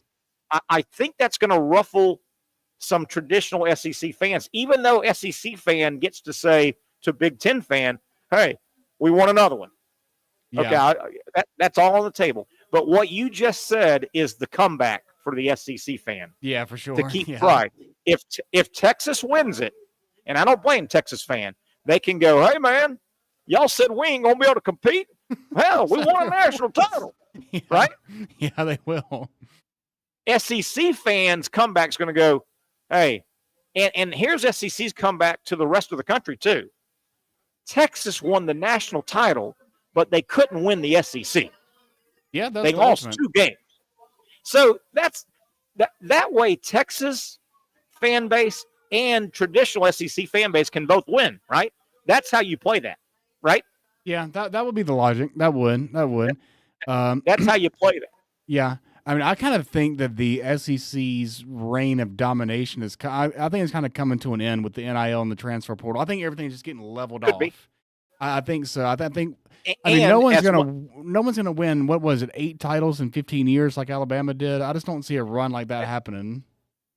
And what was that? The SEC went like 7 years in a row winning it. Yeah, between Alabama and LSU, maybe there was LSU and Georgia. And I think even Florida, the 08 Florida. They were on the front end of that. Yeah, I can see the 9 was Alabama, 10 was maybe Alabama. LSU was in there, and Alabama again, and LSU, and then Alabama a couple more, and then Georgia. It was like 8 in a row. Yeah, I mean, I just think that's over. I think the SEC thumping their chest and I'm better than you against everybody all the time. I think that definitely was the case for a long time, but I think that era is coming to an end. I agree with you. Yeah. I agree with you. I'm also going to put some words in your mouth right now, and they're the same words I would say. I do agree with you that reign of dominance is over, and the words I'm going to put in your mouth, I would agree. I would think you agree with what I'm about to say. I loved it. I think you loved it when the SEC was the dominant. You're an SEC guy. You loved it, right? You loved that reign of dominance. I would have loved to, I would have liked it more if, my team could be the one that was actually winning at some point. But you love it. You have to admit. Yeah, it's good to be able to say, we are in the premier conference. It's almost like we're the English Premier League in soccer, but with football. That's kind of what it felt like. Where I'm going with it, I think you're right. I don't think we're going to see that type of dominance from the SEC or anybody moving forward with the new guardrails in place. I also agree with you, and I loved that run. You loved that run. But I will say this. As a fan of college football, for the whole, not for just the SEC, but for the whole game of college football, it's better that there's not the dominant run. Oh yeah, 100%. This has been for the best, whole. It's better. Yeah, this has been the best and most exciting college football season I can remember, and it's because of that aspect of it, because of the parity and the leveling of the talent, and there being more upsets. Frankly, the NFL's had periods where one of the conferences has been the dominant Super Bowl winner, and that's not good for the NFL. Even if you love the AFC. Even if you love the NFC when it was going good. Yeah, the 80s and 90s were largely just NFC winning it over and over and over, and then the 2000s was the opposite. It was the AFC winning it just constantly. Yeah. And when it, like you said, when it was the 49ers, the Cowboys, the Giants, they all just beat the dominating. Bills. Yeah, dominating. And then, as you said, an era gone, more recent era, the Kansas Cities were and the New Englands were dominating. Mm-hmm. Either one of those eras weren't great for the overall NFL. No, it's better when each side has when you don't know what's going to happen, when there's parity. That's always better. All right, Zach, if you can, let's dial up. I want you guys to see this video. The folks at the Indianapolis Speedway, they obviously are having terrible winter weather and they're snowed in. They thought of a pretty unique thing to do with their speedway and tying it around the weather. Zach, can we play that? Look what they're doing. They're giving a snow ride to a skier. I think that's one of the big guys at the speedway. But Zach, how cool is that? And don't you think if they open that up to the public, they could make a gob of money? Wouldn't people pay a lot of money to take a skiing trip around the 2.5-mile Indianapolis Motor Speedway? Yeah, I mean, I would. So this activity they're doing, it actually reminds me of a phenomenon that my friends and I used to do in not the Low Country, but in South Carolina, where I grew up. We called it redneck skimboarding. We would do this in the grass in the field. So I mean, you see how these guys here, they have it's tied with a rope to some sort of vehicle. We would take a skimboard like you take to the beach, and we would stand on it and hold on to a rope and get pulled through a truck at like 30 miles an hour through the field. Yeah. And honestly, I don't see how no one ever broke their neck, but it was the best time. So yes, to short answer your question or long answer your question, yes, I would pay up to $50 to do that. I bet you they could get a couple hundred. I bet you they would have a mile-long line if they announced, hey, we're giving snowboard laps around the frozen, snowy Indianapolis 500 Speedway. Mm-hmm. I bet you they could. I bet you they could charge a couple $100. Whatever it costs to get into Disney World, I think it should be about the same price. I'm telling you, that's a one in a lifetime. People would line up for days, I think, to do that. All right, Zach. Our last video. Hold it until I call for it. But this has kind of gone viral. I don't know if you saw it before I sent it over to you. Did you see this before I sent it to you? I had not. This has gone viral. And I guess I'm going to HE double hockey sticks, but I cannot stop laughing. Hey, golf carts, there's a skill to driving a golf cart, okay? You still have to have some coordination. And I think the biggest skill is paying attention to what is happening. And I think that's what the skill is. Watch this lady. Yeah. Now, that's bad. That's bad enough, but it gets worse. How can it get worse? Terry, it can't. She just ran into a non-moving house. Well, she's going to fix it. Whoa, the thing's going back. Whoa. No, I'm fine. Oh, and if you guys could hear. It's the holiday season. And the audio, she's at her friend's house. So she runs into her friend. So her friend comes out saying, what the hell was that noise? I ran into your house. Now, do you think that lady, do you think that she is sober when this is happening? Oh, yeah, sure she is. There's one. Okay. And this isn't a replay. We didn't re-rack the tape here, did we, Zach? No, yeah, she hit it 4 times. And it's rolling back. So she goes, let me go stop it. I got to stop this thing. Hold on. Let me just hit the brake. No. I mean, yeah, she goes right back. She goes right back to immediately staring at the phone, not looking where she's going. Immediately, it just happened. The stove is still hot. You don't got to touch it a second time. It just burned you. The stove is still hot. Oh, Zach, I can't stop laughing at that. That was so good. Yeah. The going back for a second. I mean, just the lack of awareness to still be, keeping your nose buried in your phone, even though you just slammed into the house at maximum speed of full. I was solid 15 miles an hour on the golf cart. They don't go much faster than that. Oh my God, Zach, she did it a second time. Oh, I'm going to hell. I know I'm going to hell. I'm already going to hell. Not for laughing at this video, but yeah, probably. Oh, it doesn't matter. Zach, you're right though. Wouldn't you just? Okay, let me just I got to stop this thing. It's rolling backwards. Okay. No, she has to. She gets look. Well, she had to finish. She had to finish reading the text or watching the video. I bet she was watching a video of someone falling down or making an ass of themselves on her phone. So she had to continue watching that. Hey, the only acceptable reason she should go back to that phone is if she was watching a how to drive a golf cart video. Right? Potentially could have been. That probably exists on YouTube. Oh, yeah, potentially could have been. Zach, I thought that was so freaking funny. Hey, in this day and age, though, that lady will get the last laugh. She'll figure out a way to make a ton of money out of that somehow. Yeah. She'll get a huge following, and she'll get her own podcast, and then she'll promote a cryptocurrency that she'll pull the rug out from underneath her followers, and she will screw them and then go to prison. That is the circle of life now. Or she will call.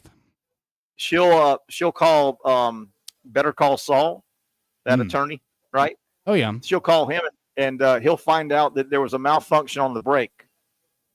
It was a brake problem. Yeah, a very unfortunate accident. Yeah. No, it was her problem, wasn't it? Right, yeah. In this case. The judge says, okay, I've heard and seen all the evidence. I don't think it was a brake problem. I think it was a her problem. Case dismissed.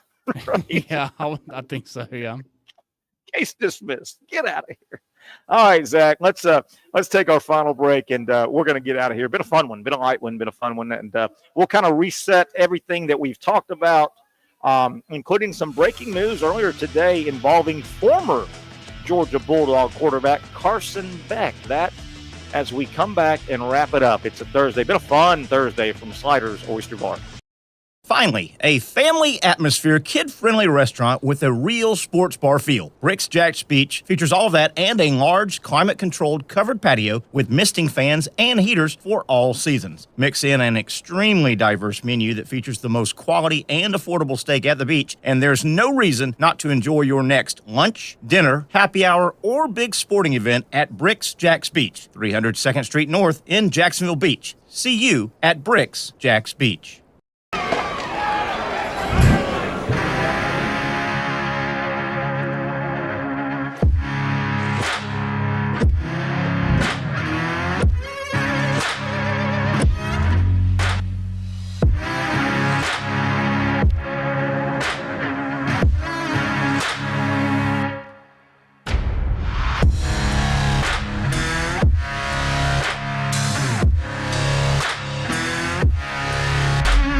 For over 20 years, Southeast Orthopedic Specialists has been providing the highest level of orthopedic and spine care to patients throughout Northeast Florida. Now, we're making that same great care even more convenient with Southeast Orthopedic Specialists Direct, a walk-in clinic where you can be seen for pain or injuries with no appointment needed. Staffed by orthopedic physicians and specialists, we offer everything from diagnosis and treatment to imaging and bracing, all with no appointment needed. For more information, hours, and locations, visit our website. You really got to hand it to him. Hold on. The previous play is under further review. I'm not sure what he could review, but okay.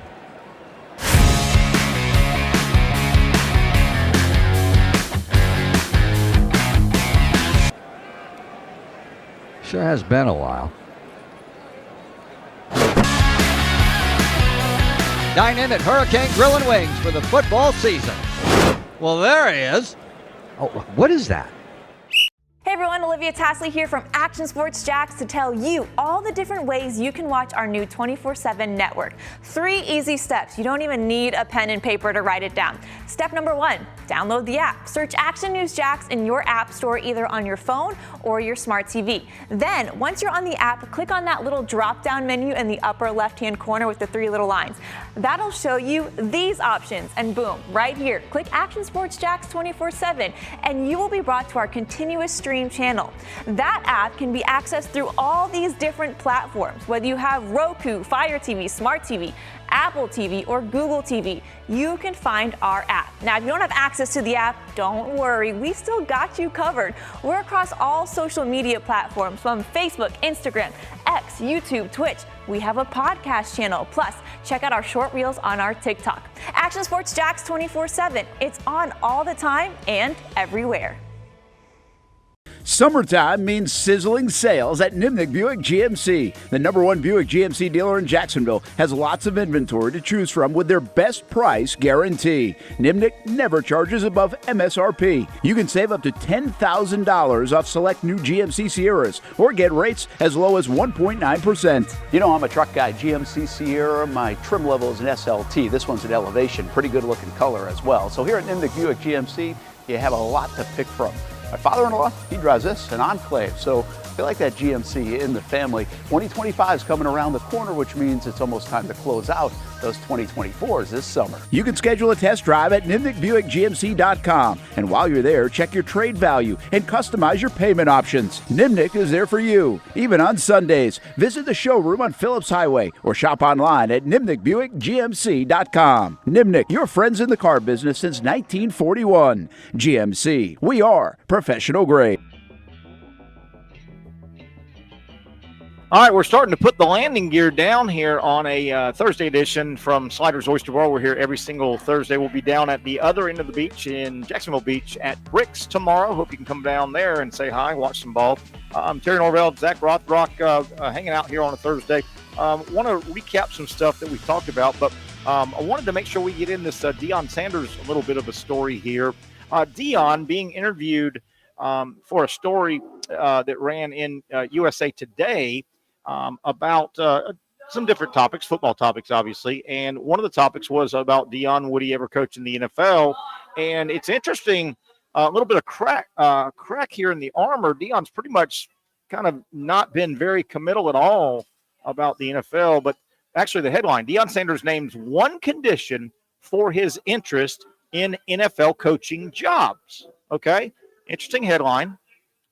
And as the story goes, in an interview that aired Wednesday on ABC, the Colorado head coach added a new condition to his interest in an NFL coaching job. And this is Sanders, quote, "You know what?" Sanders said on the show, Good Morning America 3, I guess is the name of the show. "What you need to know, the only way I would consider is to coach my sons." And there's sons with an S. There's always been that speculation, and I've always thought that that's going to be his next step. I don't see him at Colorado a long time. Could Deion manipulate a head coaching job and the first draft pick getting his quarterback son, obviously, and then he mentioned sons, his defensive back son. I don't know if Shiloh is a high-rated prospect, but with regard to teams that have very high draft choices, like the Titans, the Patriots, who are looking for a coach, the Raiders, teams that have very high draft choices and especially have a coaching vacancy, stranger things could happen. There are ways to manipulate that. I'm telling you. Deion says, hey, work a deal, get the one pick. Hey, New England, work a deal, get the one pick. You need a coach. I'll sign. You're going to draft my son, Shador. And obviously they would have to take a flyer and say, hey, we'll try and get Shiloh. Would an organization do that? Would an owner acquiesce to that? But, Zach, that is an interesting theory. And I kind of have been throwing that out for a long time. Yeah, I mean, stranger things could happen than that. Yeah, I've been trying to look at the Shiloh Sanders draft profile. I see people are saying that he's not an NFL talent. He may be drafted in the 7th round at best. I don't necessarily know that's the best way to get your coaching. I got one thing. Let me cut you off. you off, Zach. I got one thing. I got one thing to say, and then you pick it back up. Bronny James. Yeah, I mean, James. I mean, it can happen, but that doesn't mean that it should happen. That's the Shiloh. Betterment of the organization. I mean, yeah, that is literally what it would be. It'd be that exact same thing. I mean, I wouldn't want to sign up for that. Mark Davis might, though. So I mean, it could definitely happen. You think he'd do something crazy? You think that weirdo would do something crazy? Mark Davis? Yeah, I mean, that's who it will be. If it's anyone, it's going to be that guy for sure. But for that, what I just described, for that to happen, it's got to be this year. It's got to be this year, probably, because it's got to be this year, and it's got to be an organization that has a very high pick, that has a head coaching opening, right? And that screams New England, and that screams the Raiders. The Raiders haven't fired Antonio Pierce. The Raiders haven't fired Antonio Pierce yet, but it feels like the story I keep hearing is they want to make sure they've got their guy before they get Antonio Pierce. So that kind of could tie into this Deion. They might be trying to talk with Deion Sanders before. I don't know.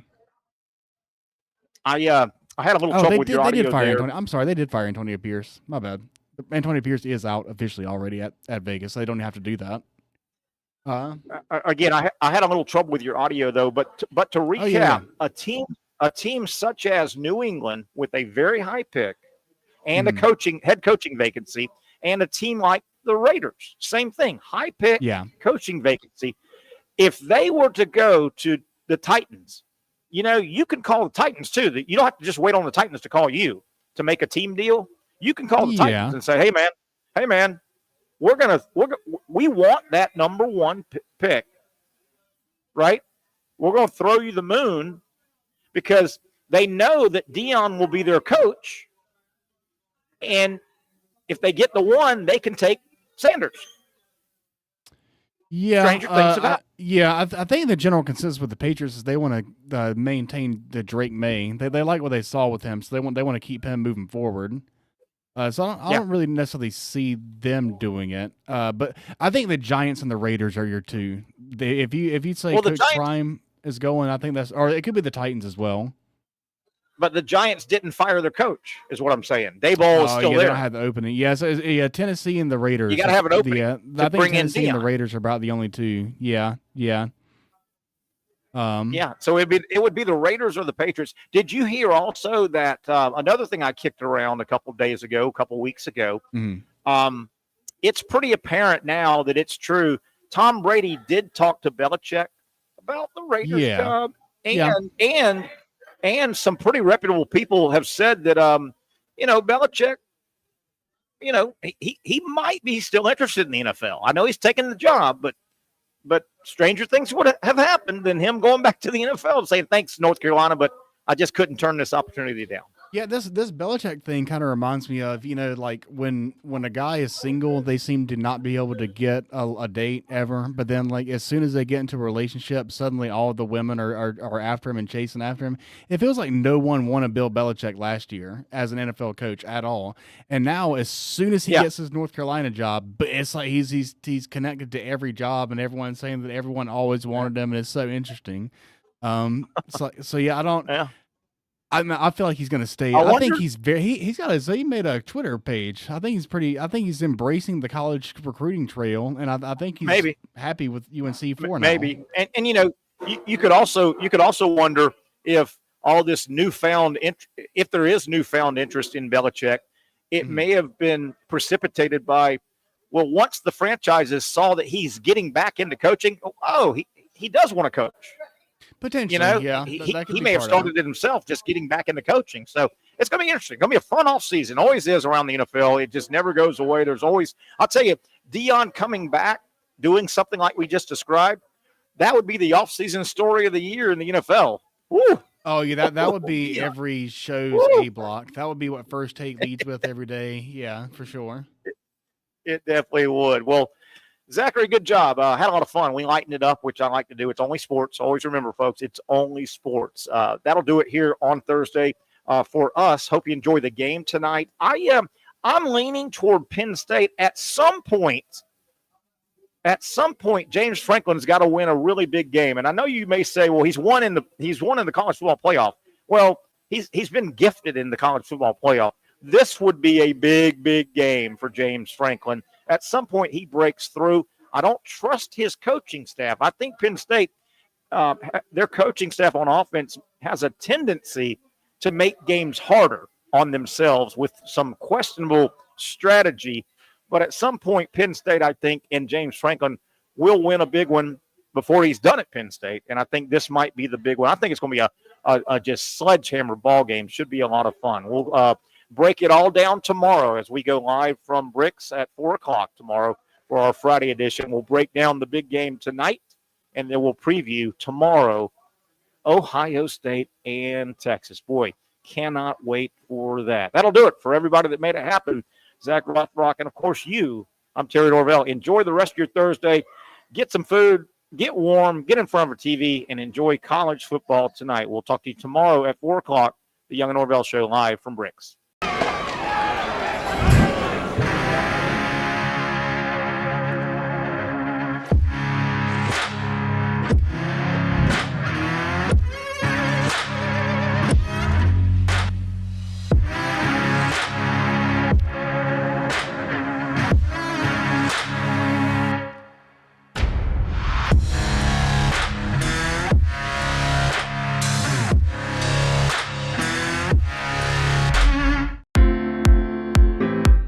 At Southeast Orthopedic Specialists, we know pain and injuries can stop you from doing what you love.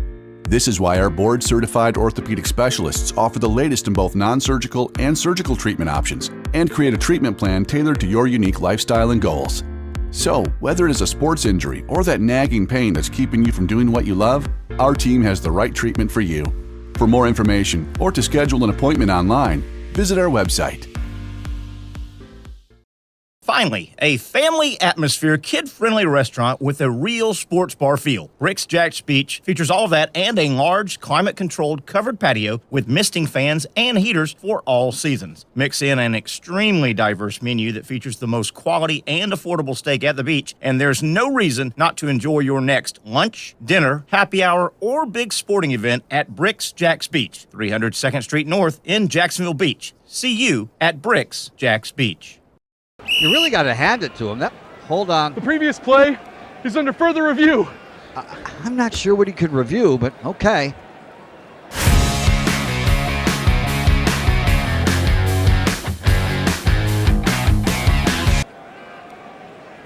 Sure has been a while. Dine in at Hurricane Grill and Wings for the football season. Well, there he is. Oh, what is that?